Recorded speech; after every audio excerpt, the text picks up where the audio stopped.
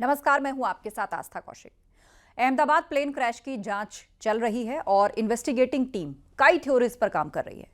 ऐसे में अब इस हादसे की वजह को लेकर एक नई थ्योरी भी सामने आ रही है और ये सवाल उठाए जा रहे हैं कि क्या एयर इंडिया का जो प्लेन हादसे का शिकार हुआ उसके फ्यूल टैंक में जंग लगा था, जिसके कारण यह हादसा हुआ। फ्यूल टैंक में जंग लगने के कई कारण हो सकते हैं, जैसे टैंक में पानी की बूंदें होना या फिर खराब क्वालिटी का फ्यूल होना।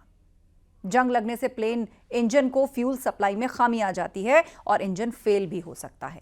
यानी कि rust in an aircraft fuel tank is a serious issue that can lead to fuel contamination and potential engine failure. तो क्या यह अहमदाबाद प्लेन क्रैश की वजह हो सकती है? हाल ही में मैंने एयर इंडिया के पूर्व पायलट से बातचीत की थी और उन्होंने इस बारे में क्या कहा था आपको दिखाते हैं। मेरी खास बातचीत प्रशांत ढल्ला जी से, वो अंश जिन्होंने फ्यूल कंटामिनेशन और प्लेन के इंजन्स को लेकर मेरे साथ साझा किया था।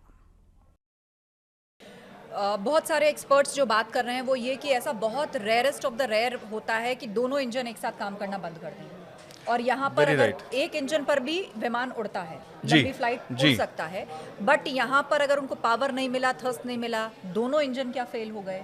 ऐसा कब होता है? देखिए, जैसे आपने बोला, rarest of the rare incident है कि आपके पास दोनों इंजन्स में पावर ना रह जाए। केस स्टडी ये कहती है कि एक ब्रिटिश एयरवेज का हीथ्रो एयरपोर्ट पे फ्यूल कंटामिनेशन की वजह से ये सिनारियो आया था, जिसमें जस्ट बिफोर रनवे उसके दोनों इंजन्स बंद हो गए थे। सिमिलरली आपको याद होगा एक हडसन रिवर क्रैश हुआ था जिसमें बर्ड हिट की वजह से जो पायलट था उसने नदी में उतार दिया था, नदी में उतार दिया था जहाज को। अब इस सिचुएशन में again it's a very unfortunate situation, अगर दोनों इंजन में क्षमता ही नहीं रही to lift the machine with such heavy load. देखिए कितने घंटों की फ्लाइट है, इतना फ्यूल से लदा हुआ जहाज 1.25 लाख लीटर कैसे उतनी पावर जनरेट करता है, और अगर दोनों इंजन में क्षमता ही नहीं रहती तो वो क्या सिचुएशन होती। मेरे रोंगटे खड़े हो रहे हैं इस बात को सोच के। एज अ पायलट मैं ये बात बताऊं that without power in your engines आप it is a very difficult situation. आप क्या करेंगे? अब जब इंजन फेल्योर्स की बात आ रही है तो फिर उसमें अलग अलग थ्योरीज में लोग जा रहे हैं। आपने हीथ्रो का एग्जांपल दिया कि कंटामिनेटेड फ्यूल, ये बड़ा इंपॉर्टेंट है कि जो फ्यूल उसके अंदर है 1.25 लाख लीटर फ्यूल है, तो क्या ऐसा पॉसिबल है कि वो कंटामिनेटेड हो? प्रोटोकॉल्स होते हैं और ये तो बहुत ही सेंसिटिव चीज़ है कि फ्यूल बिल्कुल सही और अच्छी गुणवत्ता वाला होना चाहिए। क्या कोई सबोटाज भी किया जा सकता है या किसी की गलती से ऐसा हो सकता है? देखिए, मैं इस एंगल को बिल्कुल दखल अंदाज नहीं करूंगा। That is the prerogative of the investigative agencies to check.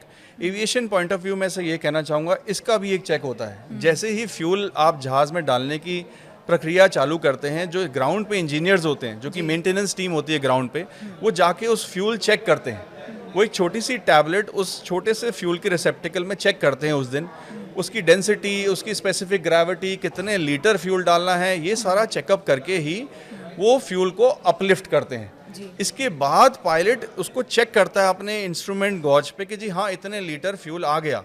उसके बाद वो उसको साइन करता है। Now it is a matter of investigation कि वो उस दिन वो फ्यूल सही था नहीं था, ये सारे प्रोसीजर्स प्रोटोकॉल्स फॉलो हुए थे नहीं हुए थे, that will come out in the investigation report. जी, ये जो प्लेन है दिल्ली से सही सलामत अहमदाबाद लैंड करता है और वहाँ से लंदन जाने से पहले टेक ऑफ करने के बाद एयरपोर्ट के 2 किलोमीटर के दायरे में जाकर क्रैश हो जाता है।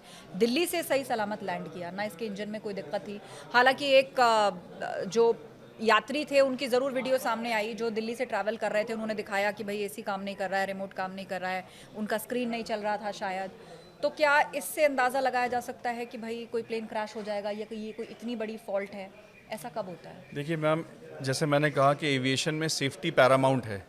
कोई भी डिपार्टमेंट हो, B it ground department, maintenance department, flight operations department, safety से कभी नहीं खेलता। सिमिलरली एक पायलट होता है जिसके पास एक फाइनल अथॉरिटी होती है decision of go and no go लेने का। वो जाना चाहता है इस इक्विपमेंट के फेलियर के साथ या नहीं जाना चाहता, that is the decision of the pilot. But उससे पहले मेंटेनेंस टीम जो होती है वो पूरी तरह से अपने डॉक्यूमेंट्स देखती है, वो चेक करती है कि ये सिस्टम काम कर रहा है, ये सिस्टम काम नहीं कर रहा, उसका बैकअप है कि नहीं है। बैकअप भी कई किस्म के होते हैं, यू नो, एक बैकअप नहीं होएगा, 2 बैकअप होएगा। तो मुझे कहना इस समय ये बड़ा मुश्किल होगा कि पायलट ने विलफुली एक नो गो आइटम को के साथ जहाज़ लेने के लिए हामी भरी। तो मतलब उस वक्त तक सब ठीक था, उनकी ऑब्जर्वेशन में सब ठीक रहा होगा, इसीलिए उन्होंने ग्रीन सिग्नल दिया। एंड अगेन जैसे मैंने बोला, पायलट एक लॉगबुक को साइन करता है, उसको कहते हैं acceptance of the machine. Okay. Last document जो साइन होता है वो एक सिक्योरिटी चेक साइन होता है कि अब जहाज के दरवाजे बंद होने वाले हैं, अब इसके बाद इसमें कोई नहीं घुसेगा। उससे पहले का जो कागज होता है वो एक मेंटेनेंस इंजीनियर जो होते हैं वो लेके आते हैं पायलट के साथ कि अब मैंने ये जहाज एक्सेप्ट कर लिया, अब इस जहाज में जो भी तकनीकी दिक्कत होगी, पैसेंजर रिलेटेड कोई इश्यूज होंगे, कुछ होंगे, वो the president of India has given the powers to the PIC, pilot in command, कि अब आप इसके होलसेल इंचार्ज हैं इस पूरे जिसको कहते हैं जहाज के। You are liable for all the actions taken on this machine. That document certifies that. Okay. यात्री जो उसमें ट्रैवल कर रहे थे, उन्हें कितनी देर पहले पता चला होगा कि कोई बड़ी फॉल्ट हो गई है, कोई मेजर फॉल्ट हो रही है? इसके जो एकमात्र लोन सर्वाइवर हैं, उन्होंने जो अपना अनुभव शेयर किया वो ये कि जैसे ही प्लेन ने टेक ऑफ किया, 30 सेकंड के अंदर उनको ऐसा लगा जैसे सब कुछ थम गया है, और उन्होंने कुछ आवाज़ भी सुनी, और उसके बाद प्लेन के अंदर कुछ ग्रीन लाइट्स, कुछ वाइट लाइट्स जलने लग गई, तो उनको ये एहसास हो गया कि कुछ बड़ी गड़बड़ हो गई है। तो यात्रियों को कब एहसास हुआ होगा? देखिए, आपने बहुत एक अहम बात कही कि कुछ आवाज़ सुनाई दी। अनफॉर्चुनेटली हमारे पास एक ही एविडेंस है, which is a live evidence in the form of that lone survivor. जी। कुदरत का करिश्मा है, मैं आपको ये बताऊं, 11A सीट पे बैठे हुए यात्री अपनी जान बचा सके। उन्होंने, जैसे आपने बोला, एक आवाज़ सुनाई दी। तो मैं ये कहूँगा कि एक जहाज़ जो कि बोइंग 787 जितना विशाल जहाज़, अंदर बैठे हुए यात्रियों को इसका अनुमान लगाना बहुत मुश्किल है। हाँ, आप खिड़की से बाहर देख सकते हैं, आपको बारिश का अनुमान लग जाता है, ख़राब मौसम का अनुमान लग जाता है, बट कॉकपिट के अंदर की जो कहानी है वो सिर्फ वो पायलट्स जानते हैं, यात्रियों को नहीं पता लग पाता। अगेन मैं ये बोलूँगा, कैबिन क्रू बहुत ट्रेंड होती हैं। अगर ये CVR में निकल के आएगा, अगर कोई पायलट की तरफ से कॉकपिट के अंदर से कोई कॉल आउट आया हो towards the passengers, towards the cabin crew, ये इन्वेस्टिगेशन के बाद निकलेगा। क्या शायद उन्होंने ब्रेस का एक कॉल आउट दिया हो? ये क्या होता है? ब्रेस एक ऐसी पोजीशन है कि जब जहाज नीचे जा रहा है, अगेन ऐसे सिचुएशन में जब आप आउट ऑफ कंट्रोल हो रहे हैं, तो कैबिन क्रू के पास एक ट्रेनिंग दी जाती है। Cabin crew is one of the most important हमारे, हम कहते हैं they are our eyes and ears in the cabin as a pilot.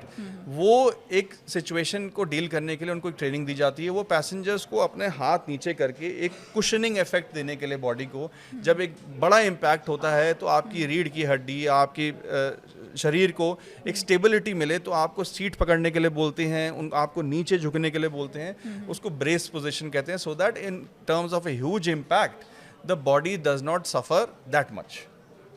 तो ये सारी चीजें निकल गई। बैकबोन भी टूट सकती है। बिल्कुल। क्या ये सही है? बिल्कुल बिल्कुल।